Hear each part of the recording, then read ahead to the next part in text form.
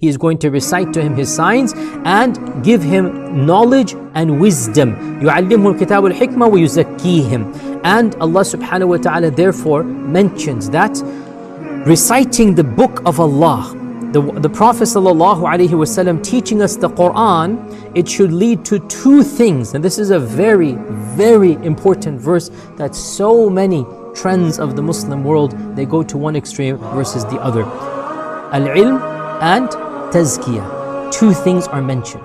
And this translates to Islamic academics and Islamic spirituality. Both need to come from the Quran, and both should be the fruits of listening to the Quran and studying the Quran. Some strands in our Muslim world today, they emphasize the academic side, the knowledge side, the fiqh side, the aqeedah side, the hadith side. So they're really obsessed with Islamic knowledge, and that's great.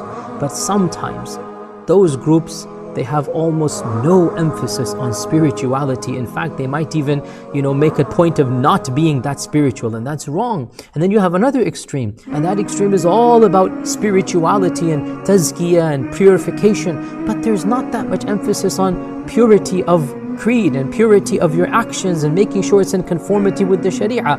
And both of these extremes are wrong. We need to have the scholastical side and what is called the mystical side, which is all within the realm of Islam, because you have halal scholastics and halal mysticism, then you have scholastics that is not within and mysticism that is not within. We need to have both of these coming from the tradition and from the Quran.